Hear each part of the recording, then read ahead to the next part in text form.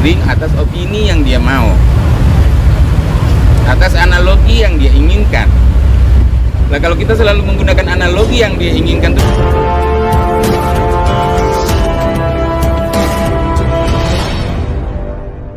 rame kemarin untuk perihal lagu Cinderella kan sudah dijawab dari pihak sana. Mungkin dari Kang Ipe sendiri menanggapinya seperti apa sih? Karena katanya sudah ada surat perjanjian. Oke, teman-teman, jadi gini. Sebenarnya kalau saya tidak ingin masalah ini terlalu terpublikasi seperti yang terjadi saat ini. Maka saya dengan teman-teman itu lebih memilih untuk kita bertemu dan melakukan pembicaraan agar ini tetap menjadi masalah internal dan orang tidak perlu tahu dengan kesalahan-kesalahan yang terjadi ini dengan apa yang dia lakukan. Sebenarnya itu sih. Terus proses itu sudah kami lakukan, tapi akhirnya jalan inilah yang harus saya lakukan karena menurut saya kalau bukan sekarang harus kapan lagi gitu. Setelah ada Covid 2 tahun itu tertahan juga, akhirnya itu yang membuat saya ya udahlah sekarang saya sikapi. Tapi sebelumnya proses itu sudah saya kemukakan ke dia. Banyak catatan yang menunjukkan bahwa saya sudah melakukan itu jauh sebelum hari ini. Sejak kapan sih konsultasi dengan atau maksudnya pertemuan komunikasi dengan band Raja sendiri ya. Royalty? Terkait dengan itu, seperti yang teman-teman ketahui, 2003 mereka keluar album kedua. Nah, di 2003 itu sebenarnya permasalahan udah dimulai. Dia menggunakan lagu Cinderella, dongeng Cinderella itu tanpa, jadi merekam, mendistribusi, menggunakan, ya kan, mempublikasikan lagu dongeng Cinderella yang kemudian dia tulis sebagai Cinderella dan di dalamnya ada nama dia tanpa ada surat, kontrak, persetujuan, kesepakatan dengan saya selaku pencipta tunggal dan pemilik lagu. Tidak ada kesepakatan apapun untuk saya dalam surat pernyataan. Seharusnya kan seperti itu, ada surat pernyataan yang diberikan kepada publisher atas nama saya. Pun jika itu kemudian ditulis dua, berarti harus ada dua orang ke publisher. Sebenarnya kan kayak gitu peraturannya, tapi kan tidak gitu loh. Dan pembicaraan itu sudah saya lakukan intens gitu loh. Kebetulan karena saya ada kerja, saya memimpin sebuah media di Sulawesi gitu kan. Saya akhirnya 2006 itu baru berkesempatan datang ke Jakarta dan saya temui dia langsung. Tapi nomor yang saya kasih, saya tidak dihubungi. Waktu saya cuma 3 hari untuk ada di Jakarta. Saya kembali pulang. 2007 saya udah di Jakarta. Saya udah menetap di Jakarta. Gitu kan. Dari 2007 itu kita coba intens ketemu dan lain sebagainya, nggak pernah. Terlalu panjang kalau saya ceritakan, tapi setiap tahun saya ketemu. Nanti dia bilang lagi, oh tahunnya nggak ketemu tuh tahun kapan, dia akan sebutkan. Enggak, setiap tahun saya ketemu. 2006, 2007, 2008, 2009, 2010, 11, 12, 13, 14, 15, 16, 17, 18, 19, 20 Covid, iya kan. Nah, Covid itu yang nggak ketemu. Tiba-tiba perantara di antara kami berdua meninggal, kan begitu. Yang saya melalui Hendy Gigi, karena Hendy damar saya dulunya di Fresh gitu. Kira-kira kayak gitu deh teman-teman. Berarti adanya perjanjian itu yang perjanjian benar apa? Saya tidak pernah menandatangani. Sorry, itu bukan perjanjian. lebih ke apa sih Kang? Iya kan? Dia tulis itu surat pernyataan. Pernyataan dia. Nah, pernyataan siapa saya nggak tahu. Iya kan? Secara hukum, kalau itu surat pernyataan berarti itu nggak sah. Tidak ada. Apa Mas mau bikin surat pernyataan kacamata Mas buat saya hari ini? Atau HP? Nggak mungkin. Tapi Mas ada tanda tangan apapun ya? Nah, tanda tangan yang tertera di dalam itu bukan tanda tangan saya. Saya tidak memiliki tanda tangan seperti itu. Apapun itu bahasa yang kalian gunakan silakan. Tapi yang jelas yang ingin saya sampaikan itu bukan tanda tangan saya. Dan garisnya pun sangat terlihat. Saya tidak memiliki garis tanda tangan seperti itu. Nggak ada orang tanda tangan tuh kayak gambar, Pak. Intinya. Artinya merasa dipalsukan. Oh iya. Apapun itu. Berarti Mas sendiri Saya menduga itu ada indikasi ke sana. Saya menduga, ya tolong dicatat, saya menduga itu ada indikasi ke sana. Bang, kalau boleh tahu. Tapi bukan tanda tangan saya. Oke? berarti Mas sudah lihat dokumentasi yang dimaksud ya? Saya sudah melihat. Dan membaca semuanya. Membaca semuanya tidak, karena saya cuma minta ke teman-teman media seperti itu, teman-teman semuanya, tolong cari beliau dan dapatkan tanda tangan yang dimaksud. Nah, saya juga punya teman-teman seperti teman-teman semuanya yang ada sini, dan saya mendapatkan itu. Kalau lagu Cinderella sendiri sudah didaftarkan belum sebelum Mas Dian? Cinderella itu kan sudah publikasi sebelumnya.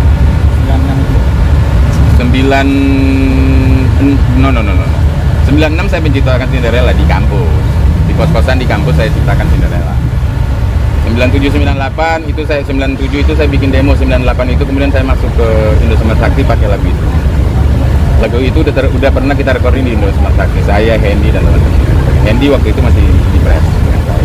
Tapi Bang Ian juga kemarin dijelaskan tertera juga di sebagai pencipta lagu. Siapa? Bang Ian Kasih. Nah itu yang saya pertanyakan. Bagian mana yang dia ciptakan? Kan gitu aja. Bagian mana yang diciptakan? Hanya saja kan sekarang makin kesini kan awalnya dia bilang tidak dan gini. Sekarang kan makin kesini dia bilang makin iya itu ciptaannya. Sebenarnya kalau menurut saya hal itu yang saya tuntut sejak awal. Karena begini teman-teman, waktu dia melakukan itu ada kontrak dengan label, otomatis ada pertanyaan dari label. Kalau lagu ini ada 2 orang, siapa pencipta satunya? Mana surat pernyataannya? Ya kan? Karena dalam ketentuan lain label kemudian akan bilang, jika itu sudah ada surat pernyataan, berarti ini clear sebagai lagu kamu. Maka itu royalti datang ke dia, 60% royaltinya. Kalau saya tidak pernah dapat royalti, berarti dia menuliskan ke label lagu itu sudah selesai masalahnya dengan saya kan? Ada 3 label yang dia berkontrak, Malta Musik Indonesia, EMI, DP Record. Dan mereka, saya sudah ketemu dengan mereka tidak pernah memegang surat pernyataan dari saya. Masih katakan 2009, 2011, 2013 Mas nggak mengakui kalau pernah ketemu. Maksudnya? Iya katanya pernah ketemu, kemarin Masnya nggak ngakuin. No. Itu justru yang pertanyaan yang salah. Karena kalau teman-teman merunut ke Manji, coba dilihat saya pertama wawancara di situ. Bener nggak? Saya melakukan intens. Intens itu artinya apa? Ya. Nggak akrab sih, tapi Mata, ya? ketemu lah. 4 mata ya. Enggak juga 4 mata gitu, karena selalu ada perantara. Gitu. Dengan diseretnya nama Manji, YouTube Manji, gimana nih Bang Ipai? Gini teman-teman, sama dengan teman-teman melakukan pertanyaan ke saya. Karena ada pemberitaan, Manji kemudian mewawancarai saya. Dan pertanyaan-pertanyaan yang Manji berikan adalah pertanyaan-pertanyaan normatif. Benar? Apa benar? Apa benar? Apa benar? Gitu kan? Itu kan pertanyaan yang normatif bagi kita semua teman-teman jurnalis. Ini kita sama-sama jurnalis. Kita tahu bagaimana memberikan pertanyaan, betul? Seperti Mas melakukan pertanyaan, apa benar? Apa benar? Dan pertanyaan itu, pertanyaan normatif itu yang diberikan Manji kepada saya. Salahnya di mana? Yang bermasalah menurut mereka bukan itu. Karena yang bermasalah buat mereka, menurut mereka adalah Manji mewawancarai sumber yang tidak berkompeten. Dan sumber yang konon tidak berkompeten inilah yang melakukan somasi ke dia. Terus bagian mana yang salah? Semua manusia, semua yang ada di Indonesia ini digiring atas opini yang dia mau, atas analogi yang dia inginkan. Nah kalau kita selalu menggunakan analogi yang dia inginkan, terus logika kita adanya di mana? Kayak gitu sih kalau menurut saya. Tapi Bang Pai sendiri siap nggak sih jadi saksi nantinya? Bentar. Mau jadi saksi dari Manji sendiri siap nggak? Aku Karena kan konten itu kan berisi narasumbernya. ini loh, undang-undang pers kan ada, gitu kan, bahwa itu sebuah media. Penyelesaian media itu adanya di Dewan Pers, bukan di kepolisian. Hak jawab. Hak jawab. Itu akan dikembalikan ke Dewan Pers, ya kan? Podcast, maaf, podcast itu, ya, berikan aku undang-undang yang telah mengatur terkait podcast. Ada undang-undang yang mengatur terkait podcast? Tidak ada. Tapi bentuk podcast itu kita semua sama-sama tahu, ya kan? On demand broadcast, Production on demand broadcast, disingkat podcast. Yang temukan istilah itu pun seorang jurnalis.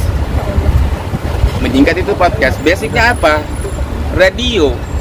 Radio yang streaming kemudian. Sudah ada orang radio nggak di sana? Ada orang radio. Yang memimpin produksi itu orang radio. Berarti secara hukum ini clear. Betul?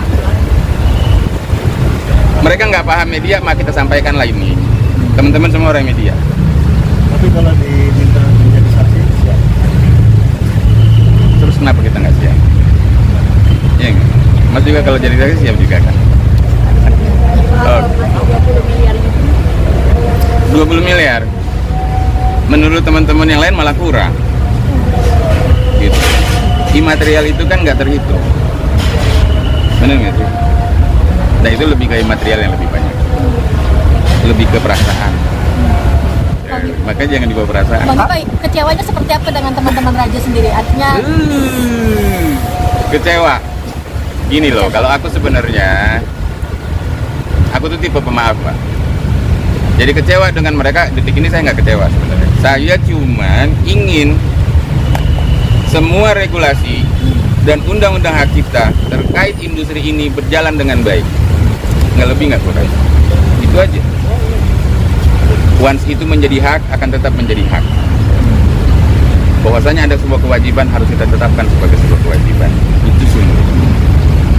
Kang, itu dari 2016 terus bertemu sampai detik ini ya? Maksudnya setiap kalau tahun terus bertemu sampai detik ini enggak. Kan sekarang di sini kita udah iya, ketemu. enggak, maksudnya setiap kali bertemu itu memang tidak ada pembahasan seperti itu atau gimana? Setiap kali bertemu itu gini. Jadi Ian itu tidak ada seseorang yang dia wakilkan untuk tetap berjumpa dengan saya. bukan langsung. Bukan langsung. Bukan langsung. Itu yang kemarin disebutkan, kan ada beberapa orang, beberapa saksi. Nah sebenarnya saya setuju, kalau ada saksi itu dia pasti jujur kok. Karena saya tahu orang saksi itu orang yang jujur. Nggak, artinya setiap bertemu itu pembahasan itu adakah atau? Ya ada tuh. Ada, Terus tapi masa tidak, kita ketemu ngopi doang? Tidak menemukan titik terang sampai. Ya enggak, maunya dia Cinderella itu saya serahkan secara cuma-cuma, udah gitu doang. Oh. Sorry, saksinya ada berapa sih Bang? Kan katanya ada yang meninggal tuh. Saksinya sebenarnya ada berapa? Oh ada semuanya, gitu loh. Kalau yang bahas soal itu kan dari dia tuh, itu saksinya dia bukan saksinya saya. Yang menjadi perantaranya dia ke saya. Yang sejarah perjalanan Abang dari 2000 berapa itu sampai pandemi itu ada berapa orang yang menyaksikan saya? Ada semuanya, Raja itu saksi semua. Personilnya semua. Iya. Selain dari pihak sama Abang ada nggak? Dari pihak luar maksudnya? Dari pihak selain Abang dan Ian Kasela. Ya itu teman-teman band saya kan ada selalu. Jadi saya kalau jumpa dengan Ian Kasela itu selalu bersama beberapa teman saya. Gitu loh. Untuk menjaga hal-hal yang kayak gini. Gitu. Waktu itu reaksinya apa, Bang? Menyetujui dalam bentuk begini. Ian datang, ya kan? Ian datang ke kita, terus menyupai saya. Hai, gue pengen pakai lagu ini, yang Dongeng Cinderella. Oke, terus aku bilang Ian itu belum bisa. Bang, lihat ke depan. Ya kan, itu belum bisa. Kenapa itu belum bisa? Karena lagu itu lagi ada di radio. Jadi lagu itu sudah saya gunakan. Saya keluar dari Fresh, saya lanjutkan kuliah, saya kemudian masuk di TPI. Sambil kerja, saya bikin satu band baru namanya Cosmic. Cosmic kemudian bikin demo baru, kirim demo itu ke iRadio. Secara organik, lagu itu tiba-tiba muncul, dipasang oleh iRadio, naik di chart iRadio. Itu nama MD-nya namanya Vicky Lonto, MD iRadio. Ya, MD iRadio ini kemudian karena lagu kami naik chart nomor 1, dia menawarkan diri untuk bagaimana kalau Cosmic ini saya menjadi manajernya, saya manajerin, mau nggak? Ya karena kita nggak punya manajer, mau aja.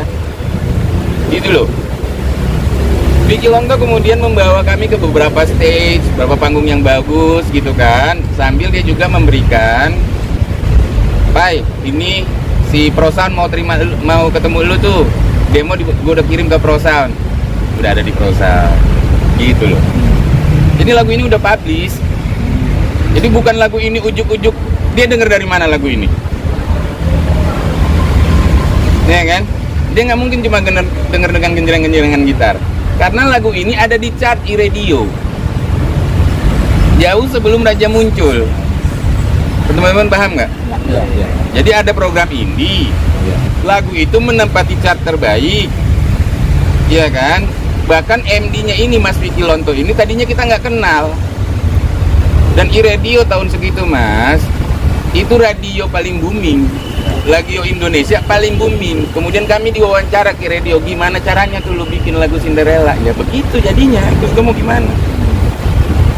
Ya kan? Ya udah, asal saya wawancara di radio, lu mau nggak gue manajerin? Mau aja. Kan begitu. Jadi gue nggak ngasih karena lagu itu lagi ada di radio Mas. Nah setelah lagu itu beberapa bulan kemudian dia ketemu gue lagi. Dia bilang, Pai, ini gue udah mau rekaman, gitu kan? Gue udah dimodalin sama orang. Gue bilang, yang gini, kalau lu mau, yang berkontrak tuh bukan lu. Datanya ya, kalau lu mau, yang mau berkontrak dengan gue tuh bukan lu. Lu bikin sebuah draft kontrak dari label lu. Kan lu bilang udah masuk label kan? Bikin draft kontraknya, kasih ke gue baca. Kalau gue setuju, atur waktu gue kesana ketemu dengan publishernya, gue tanda tangan. Kan gitu. Kalau gue setuju draftnya, itu kan gue tanda tangan ya. Kalau enggak ya gitu. Nggak usah lah kita berkontrak gitu loh ya. Lepas itu kemudian nggak ada kabar, ya gue kerja di satu televisi lokal di Sulawesi, gitu aja. Tiba-tiba lagu itu keluar. Kalau itu terjadi dengan kalian gimana? Biasa aja. Tahun berapa? MD iRadio itu namanya Vicky Lonto. Iya kan? 2002, awal 2002. Bang, Awal ketika 2000. lagu itu muncul, Namanya Vicky Lonto. Dia siap kok jadi saksi. Karena dia salah satu saksi saya memang. Bang, ketika lagu itu akhirnya muncul dinyanyikan oleh band Raja, apa reaksi abang pertama kali? Wow, itu deh. Stop kontak ke yang bersangkutan. Nomornya nggak aktif. Nomor yang ada di saya itu nggak aktif. Nggak ada yang aktif. Nggak ada yang aktif. Nggak ada yang aktif. Nggak ada. Nggak ada yang aktif. Nggak ada yang mau ngangkat nomor saya. Sampai saya harus datang sendiri. Gini ya teman-teman. Gini. Saya sampaikan lagi. Saya kerja di broadcast. Kita semua punya kekerabatan seperti ini. Otomatis ada orang di broadcast yang kenal saya juga. Ada satu TV namanya La TV saat itu, mau bikin program sahur. Oke. Ada teman saya di situ namanya Ari. Ari ini sama-sama satu kuliah dengan saya juga, satu alma mater. Ari kemudian telepon, Pai, lu lagi di Jakarta? Iya. Oke. 2 hari depan, besok, gua ada program untuk ketemu Raja tuh. Ya, di mana? Di kantong studio tuh, di tempatnya Mas bilang. Oke. Terus, lu kalau mau ikut ayo bareng gua. Di sana gua ketemuin Ian Kasela. Ian Kasela nggak mau duduk bareng-bareng gua. Moldi nggak mau duduk bareng gua. Ngerti nggak? Gua ditinggal, cuman dengan namanya ada seorang operator dan gua kenal karena operator itu pernah jadi operator gua juga. Namanya Mas Wanto. Dan gua meninggalkan nomor telepon gua ke seseorang yang mereka sebut sebagai manajemen itu, bilang sama Ian telepon gua. Iya, Ian nggak mau ketemu, Pai, soalnya lagi mau syuting nih. Jadi takutnya ribut-ribut ini. Gue bilang, bro, itu televisi datang bareng gue. Kalau mau ribut, udah dari tadi gue ribut. Itu televisi udah datang dan mereka ada di luar. Gue yang minta mereka untuk nggak ikut campur masalah ini. Tahun berapa itu Bang? 2006 deh. Terus reaksinya gimana? Ya udah seperti itu. Putus, gue nggak ditelepon. Udah. 2003 pertama kali lagunya dinyanyikan Ian Kasela, pertama perkara kali ini gitu. Ya kan itu tadi kita cari aja nggak ketemu.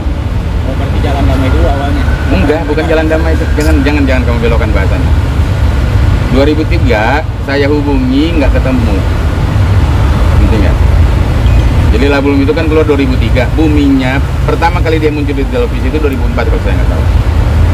Gitu. Kita nggak dengar 2003. Tapi ternyata album itu telah dirilis 2003. Jadi bahasanya jangan dibolak-balik. Album itu dirilis 2003. Tapi pecahnya itu di 2004. Pertama kali mereka keluar di acara salah satu stasiun TV. Nah itu saya lihat. Gitu loh. Jadi soundtrack sebuah sinetron. Kemudian jadi sinetron dan lain sebagainya. Dari judul Dongeng Cinderella ke Cinderella berbeda. Dia yang melakukan perubahan, bukan saya. Dan itu tanpa izin. Teman-teman silakan ikuti liriknya. Itu liriknya tuh nggak ada kurang, nggak ada lebih. Itu lirik saya. Dan memang saya bercerita tentang dongeng. Intinya saya bikin lagu itu bagaimana menciptakan sebuah lagu yang long last gitu loh. Yang semua orang bisa menyanyikan itu. Anak-anak, orang dewasa. Ya aku cuma bercerita tentang dongeng yang dongeng Cinderella itu. Maka aku judulnya Dongeng Cinderella. Itu kan kayak dongeng kalau lu ngobrol. Iya. Ada sebuah kisah tentang darah jelita. Hidup selalu penuh darah. Itu kan gue cuma dongeng itu yang ceritanya. Nggak harus ajaib bikin lirik itu. Lu nggak perlu harus jenius. Ya nggak? Gitu. Bang Pai, kemarin pas ke somasi sudah ada jawabankah dari pihak? Tidak pernah ada jawaban sampai detik. Dia selalu menjawabnya lewat media. Maka aku agak, teman-teman, aku juga orang media. Ya kan, aku pimpinan organisasi sebuah media. Kalau aku ingin menggunakan media, sudah sejak lama aku gunakan media. Ya kan, aku justru seperti yang aku bilang tadi, aku tidak mau ini terungkap di media. Seperti aku setuju dengan dia, karena ini masalah harkat dan martabat. Aku ingin menjaga itu. Tapi kalau harkat dan martabatku nggak dijaga juga, terus aku harus kemana?